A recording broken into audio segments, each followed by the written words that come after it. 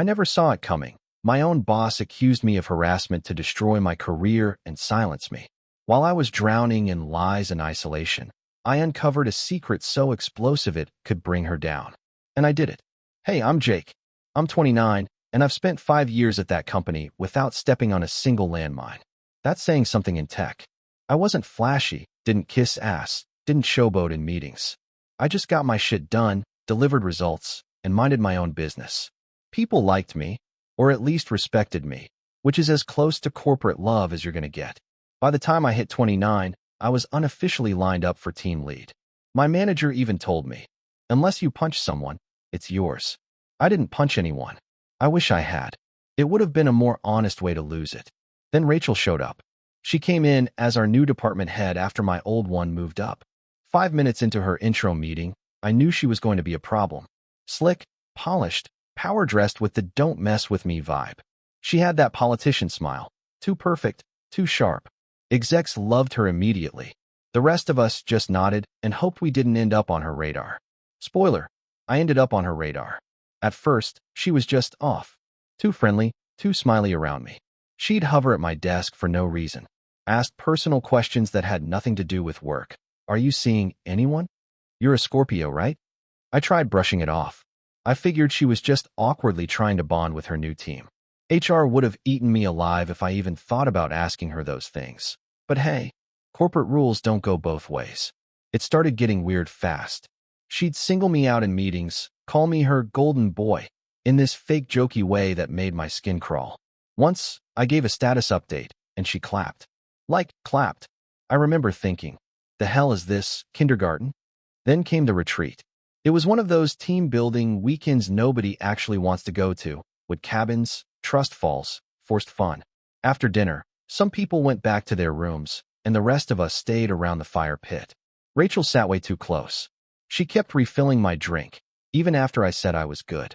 Kept brushing against my arm like it was some high school party. I excused myself and went back to my cabin, thinking maybe I was overreacting. 10 minutes later, there was a knock at my door. Guess who? She acted like she was checking in on everyone. Yeah, okay. I kept the door half shut and said I was tired. She smiled, gave me this long look, and said, "You're not as fun as I thought." My blood ran cold. I knew that look, that fake smile, that tone. I shut the door, locked it, sat down, and started counting the days until I got that promotion. Next Monday, she was back to cold professionalism. No more smiles. No more comments. Just curt emails and clipped one-word answers.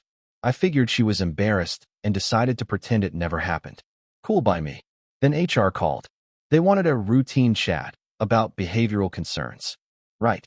That's HR speak for you're fucked. The director, Carol, gave me that neutral, deadpan look HR people have when they're prepping for legal fallout.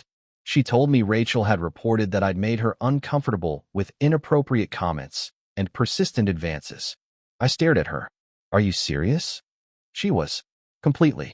I remember thinking, this is it. I'm done. This is how it ends. I didn't scream. Didn't plead. I just sat there, quietly, while Carol listed off vague allegations that sounded like a bad game of Mad Libs. In the break room, he allegedly said, during a late work night, he allegedly implied. None of it had specifics. Just tone. Vibes. And in this climate, that was enough. I walked out of that room knowing 2 things. 1, my promotion was dead in the water. 2, I was now radioactive. The office felt colder. People stopped making eye contact. One guy who used to chat with me every morning suddenly had headphones in 24/7. I'd gone from next in line to don't stand too close in under 48 hours. And Rachel? She was glowing, like she'd just been handed an award for surviving me. She walked around like a fucking hero, the martyr who'd spoken up. I went home that night, sat in the dark, and asked myself if I'd imagined the whole thing. If maybe I had said something off. Maybe it was my fault. That lasted about 10 seconds. Then I remembered the retreat, the knock on the door, the drink refills, the not as fun as I thought. Nah, I knew exactly what this was, and I wasn't going to just sit back and eat shit. I didn't know how I was going to clear my name yet. I didn't know what the play was. But I knew this. If she wanted to fake a story, she better pray I didn't find her real one. The next couple of weeks were the kind of slow-motion train wreck you can't look away from, even when you're the one inside the damn train. HR put me on probation, which basically meant I was still working but stripped of anything that mattered. No new projects, no client meetings, and obviously, no promotion. They didn't fire me, too risky without proof. But they made it clear I was on thin ice. One wrong move, and I'd be let go quietly, which is code for, we'll screw you without the paperwork. Rachel, meanwhile, played the role of wounded queen perfectly. She'd talk in hushed tones near my desk, sigh loudly like she was emotionally drained, and glance at me during meetings like I was some unpredictable animal. Everyone bought it, or pretended to. That's the thing. No one wants to be the person who defends the accused guy. Safer to stay silent. Smile. Look away. HR wants harmony. And if that means cutting off a limb to stop the bleeding, so be it. The worst part wasn't the silence. It was the whispers. You could feel them more than hear them. A teammate would stop talking when I walked in. Someone I used to eat lunch with suddenly always had a meeting. At one point, I actually apologized to a coworker for nothing, just because their eyes screamed, "Get away from me." That's how fucked up it got. I started questioning my own memory, my own instincts. I felt poisoned, like Rachel had injected doubt into the room, and it was spreading through the vents. I was half a day away from walking out for good when I ran into Leo. Leo had been my friend since the early days, sarcastic bastard, smart as hell, and so deep in the IT infrastructure, he basically was the building. We hadn't talked much since the HR circus started, which hurt. But that day, he cornered me in the stairwell like we were trading drugs. "You didn't do it, right?" he said. I just looked at him. He nodded. Figured. You're not charming enough to harass someone. I actually laughed. It felt weird. That's when he dropped a bomb of his own. Apparently, Rachel had a pattern. Leo didn't know the details, but someone he used to date, Kendra, had worked in our department 2 years ago. Quit suddenly. Said her manager made her life hell after she crossed a line she didn't know existed. Guess who that manager was? I tracked Kendra down that night. She was hesitant to talk at first, but once I explained what had happened to me, it poured out of her like she'd been waiting to tell someone for years. Same story. Different guy. Kendra had been friendly with Rachel's old boss. Just friendly. Rachel got jealous. Filed a vague culture violation complaint. Kendra got iced out, passed over, and eventually pushed out. But the kicker? Kendra had tried to report Rachel to HR. Twice. Both times, nothing happened. She even showed me the emails. They were polite, empty bullshit. "We've reviewed your concerns and found no evidence of wrongdoing." Sounded familiar. That's when I realized something big. Rachel wasn't reacting emotionally. She wasn't being petty. She was running a goddamn playbook. This wasn't about me personally. I was just the latest name in her game of cut anyone who threatens me. I had a good rep, people liked me, and I was next in line for a position she wanted to control. So she took me out the easiest way she could, with a lie that no one would question. Except I wasn't Kendra. I wasn't going quietly. I spent the next week watching her like a hawk. Not in a creepy stalker way, just observing. Patterns. Timing. Meetings. Emails. I stopped avoiding her and started learning her rhythms. And the more I watched, the more cracks I saw. She was too polished. No one that cold and calculating keeps it perfect 24/7. And sure enough, one day, I caught a weird moment. She was walking into the exec wing with Mr. Dawson, her mentor. Nothing unusual there, until she looked around first, like she was checking if the coast was clear. That look, that moment, that's what changed everything. I did some digging. Casual stuff. Looked up company events, dinners, and flights. Noticed they always traveled together. Always sat next to each other in photos. Always coincidentally booked at the same hotel. Nothing conclusive, but enough to raise an eyebrow. I needed more. And I knew someone who could help. Leo. At first, he didn't want to get involved. Too risky. But once I laid out everything, Rachel's history, the retreat, Kendra, the exec connections, he cracked. Said he'd poke around. What he found wasn't just a smoking gun. It was a goddamn flamethrower. Deleted emails. Hotel receipts. Video call logs. All of it tied to Mr. Dawson. But that wasn't the best part. The best part was a security timestamp from a corporate offsite last quarter. Dawson and Rachel, 11:48 p.m., entering a hotel suite registered under her name. Alone. And 3 hours later, Dawson emailed HR to vouch for Rachel's professionalism after someone else raised a concern about her leadership style. That was it. That was the moment I stopped defending myself and started planning how to burn her down. I wasn't trying to play hero. I wasn't out for justice or some righteous cleanse of the company. I just wanted my damn life back. And the only way to get it was to show Rachel for what she really was. So while everyone else was still buying her brave victim act, I started quietly digging her grave, one cold fact at a time. Leo turned out to be a godsend. Quietly, behind the scenes, he helped me map out her digital footprint. Nothing shady. He didn't hack anything. But he had admin access to internal tools most people didn't even know existed. Search logs, calendar backups, room keycard data, the kind of stuff that's boring until someone has something to hide. Rachel had plenty to hide. She was smart, I'll give her that. No emails outright saying, "Hey Dawson, let's bang after the budget review." But the pattern was obvious. Hotel bookings that overlapped with company events. Her calendar marked private coaching session, the same night Dawson's wife posted a dinner pic without him. Hell, there was one file Leo found where she had 2 conflict resolution meetings booked back-to-back, both with guys who suddenly left the company a week later. That alone was sketchy, but the crown jewel came in the form of a deleted Zoom recording. See, the company had this policy where Zoom calls were recorded by default if they happened on the internal network. Most people never noticed. Leo found one where Rachel forgot to change the setting. It was supposed to be a one-on-one feedback call with Dawson, but they spent the first 5 minutes flirting like bored teenagers. At one point, she even laughed and said, "You know, half these guys think I actually respect them." Then she made some comment about how a fake complaint goes a long way if you word it right. I watched that clip 5 times, just to make sure I wasn't dreaming. That was it. That was my ticket out of the hell she dropped me into. Now, I could have stormed into HR with the whole package and demanded my job back on the spot. But Rachel played the long game, and so would I. I needed the timing to be perfect. If I moved too early, she could spin it. Say I was retaliating. Say I faked the evidence. She was a master manipulator, and I knew better than to underestimate her. So instead, I built the perfect little bomb. Quietly, anonymously, I created a clean folder. Screenshots, timestamped files, calendar data, the Zoom recording, hotel receipts, even a screenshot of a Slack convo where she hinted at being close to Dawson in a way no sane boss should ever say. Everything labeled, everything cross-referenced, everything airtight. I drafted a short, polite email with no signature. This may be relevant to the ongoing investigation into Jake M. and the conduct of Department Head Rachel S. This data was gathered from publicly accessible company records and internal systems. No unauthorized access was used. Then I scheduled the email to go out, exactly 1 hour before my final disciplinary hearing. Yeah, that hearing was still coming. Rachel had pushed HR to make it formal. Apparently, she felt unsafe working with me and wanted me removed completely. HR Director Carol had no backbone. She was desperate to show they were taking it seriously, even if that meant hanging me out to dry.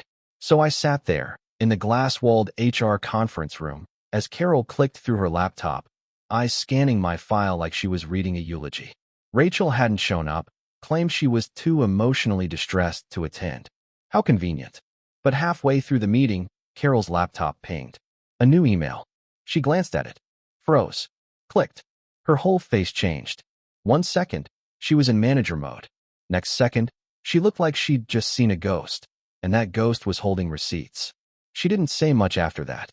Just ended the meeting, pending new information. I walked out without saying a word. But inside, I was already lighting the match. A few hours later, Leo messaged me. Dawson's assistant canceled all his afternoon meetings. Rachel hasn't left her office. HR just booked a boardroom. Shit's going down. I didn't smile. I didn't celebrate. I just waited. Because this wasn't over yet. Rachel wasn't the kind of person who gave up.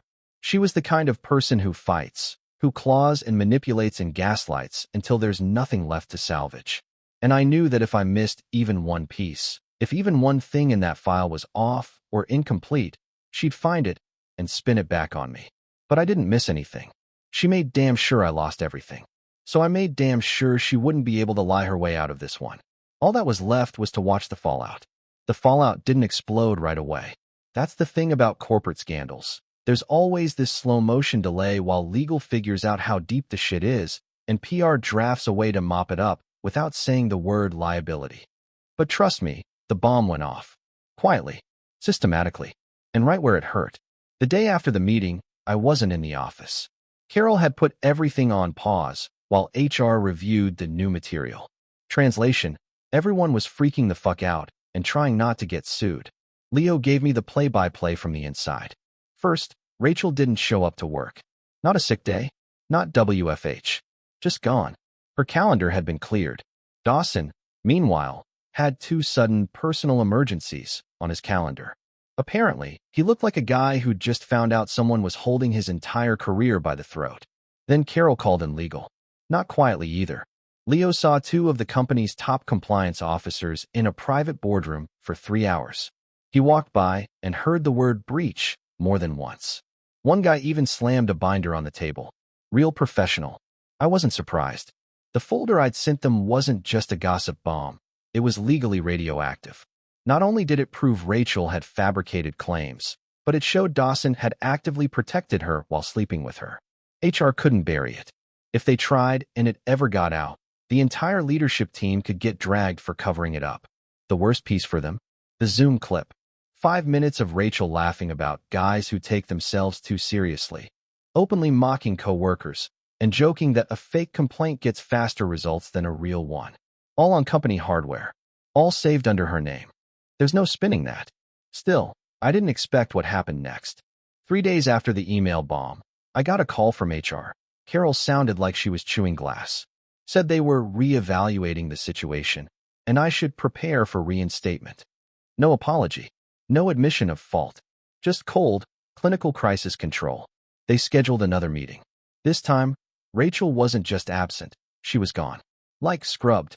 Her name was removed from the internal org chart. Her Slack profile was deactivated. The email account shut down. No announcement. No farewell post. Just vanished. I asked Leo if she had resigned. He laughed. Resigned? Dude. She was terminated for cause. Legal made sure of it. You don't nuke someone's calendar history and keycard access if they leave on good terms. Apparently, Dawson had tried to cover her one last time. Claimed the Zoom call was taken out of context. But HR had already started digging and found multiple incidents that lined up with my report. Other disappeared employees. Quiet complaints. Even a few performance reviews where Rachel mysteriously got top marks despite multiple team complaints logged. Turns out, the entire structure around her was built on bullshit, and the second someone kicked it, it crumbled. I walked into my reinstatement meeting wearing the same shirt I'd worn to the first one. Petty? Maybe. But it felt right. Carol was there, along with someone from legal and a rep from the board. No Dawson. They didn't admit fault. Of course not. But they handed me a letter formally clearing my name, reinstating my role, and, get this, offering me a promotion after all. Effective immediately, you're being moved into the team lead role. We believe your performance speaks for itself. Right. Suddenly, my performance matters again. I didn't say anything. Just nodded and signed the papers. On my way out, Carol stopped me. We appreciate your discretion, she said. I looked at her and said, don't worry. I'm very discreet. She didn't know whether to thank me or be terrified. Good. Back at my desk, everything felt weird. People smiled again. A few even made awkward small talk like nothing happened. One guy patted my back and said, glad you're back, man. We all knew it was BS. Sure you did. But honestly, I didn't care anymore. I wasn't there for friends. I was there to finish what I started and make sure no one else ever got hit the way I did. Before I left that day, I made one final stop, Leo's desk. He looked up and smirked. So, you're officially uncanceled. I tossed him a USB. Backup copy. Just in case she tries to come back from the dead. He nodded, pocketed it. You're a vindictive bastard. Only when people fuck with me. I went home, poured a drink, and opened the original folder on my desktop. Labeled it something simple. Then I copied it to a private cloud. No one else had access. No one else ever would. Because even though Rachel was gone, I knew how these things worked. People like her always try to come back. Reinvented. Rebranded. Refreshed. And if she ever did, well, let's just say I'd be ready. If you've never seen a corporate cover-up implode from the inside, let me tell you, it's not loud. It's not dramatic. There's no yelling or smashed phones or walkouts. It's quiet. Clinical. Like watching a dying animal realize it's already been gutted. The week after Rachel was canned, the company went into full damage control. No memo, no all-hands meeting, just a vague company-wide message about leadership restructuring and internal policy review. Total PR speak. But people aren't stupid. Everyone knew something blew up. The problem was, no one knew how badly. Except me. And Leo, who now basically lived for the gossip. Apparently, Dawson had been hauled into a board meeting and grilled for hours. Not just about Rachel, but about every single person she'd interacted with over the past 2 years. HR combed through old complaints, employee exit interviews, and buried Slack transcripts. Turned out Rachel had been running the same play over and over. Create drama, isolate a perceived threat, manipulate the narrative, and either push them out or get them blacklisted. What shocked everyone wasn't what she did.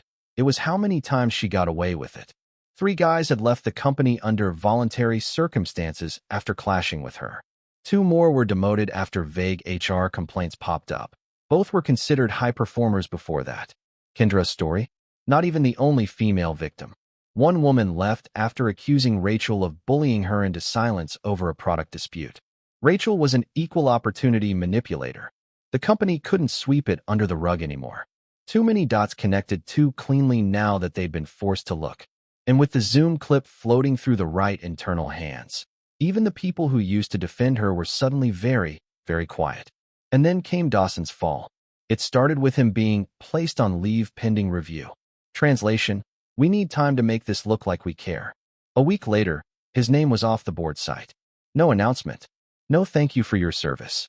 Just gone. Like he'd never existed. Leo said the board was furious, not because Dawson was screwing around, but because he'd put them all at risk by helping her manipulate official processes. HR? Legal? Compliance? They all got dragged through the mud trying to explain how 2 executives had turned internal systems into their own personal hit list. In the middle of all this, I got my new badge. Team lead. Office with a door. Pay bump. All the stuff I was supposed to get before Rachel torched my life. People congratulated me. Some awkwardly. Some just nodded like they were glad I didn't burn the place down. A few even apologized for going cold on me. I nodded, smiled, said, "It's water under the bridge." It wasn't. But I wasn't going to waste energy on people who only show up after the storm clears. The only genuine interaction came from Kendra. She messaged me out of the blue, saying she heard through the grapevine what had gone down and wanted to say thanks. "You didn't just get justice for yourself," she wrote. "You got it for all of us." I read that 3 times, and then I saved it to the same folder where I kept all the receipts. A few days later, I got called into a weird off-the-record meeting with Carol. Legal was there, too. They danced around the point, but what they wanted was clear: no lawsuits, no going public, no leaks.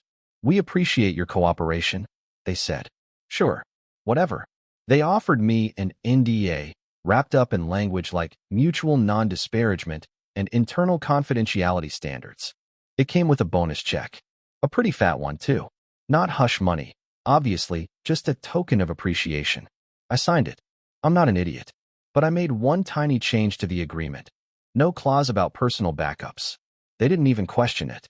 Probably thought I just wanted to save my old emails. Right. I walked out of that meeting with a smile. Not because I won, because they knew I could have burned the whole building down and chose not to. Power's a funny thing. I didn't have it when this started. Rachel did. Dawson did. HR did. And they all tried to screw me with it. Now, I didn't need to be loud. I didn't need revenge. I had receipts. I had a promotion. I had insurance. And best of all, I had their fear. I went back to my office, shut the door, and updated the file name again. Encrypted. Backed up. Untouchable. Because, sure, Rachel was gone. Dawson was toast. But I'd been through hell once. And I wasn't about to pretend people like them didn't get second chances. If either of them ever popped back up, I'd be ready. One click. One email. One flame away from lighting it all up again. After the dust settled, the office went back to pretending everything was normal. Emails flowed, coffee machines buzzed, and project deadlines crept up like none of the past month had happened. Classic corporate amnesia. Everyone moved on. Or tried to. I didn't. Not out of spite. Not because I was still angry. Though yeah, part of me definitely was. But because I knew better now. These people didn't care what was right. They cared what was convenient. And for a while, I wasn't. Now I was just inconvenient in a different way. The guy with a clean record, a promotion, and enough skeletons in the server to host a Halloween party. I didn't flaunt it. I didn't brag. That wasn't my style. But I kept it close. All the evidence, the Zoom clip, the hotel bookings, the Slack logs, the copies of emails, even the message from Kendra, they were locked in a personal drive labeled, "If she comes back." Leo saw it once when I left the folder open. "You're really keeping that?" he asked, raising an eyebrow. I just said, "Wouldn't you?" He didn't argue. I'd like to say I felt triumphant, like I'd risen above it all, but that'd be bullshit. I didn't feel powerful. I felt aware. Aware that I'd done everything by the book for 5 years and still got gut-punched by someone who weaponized the rules.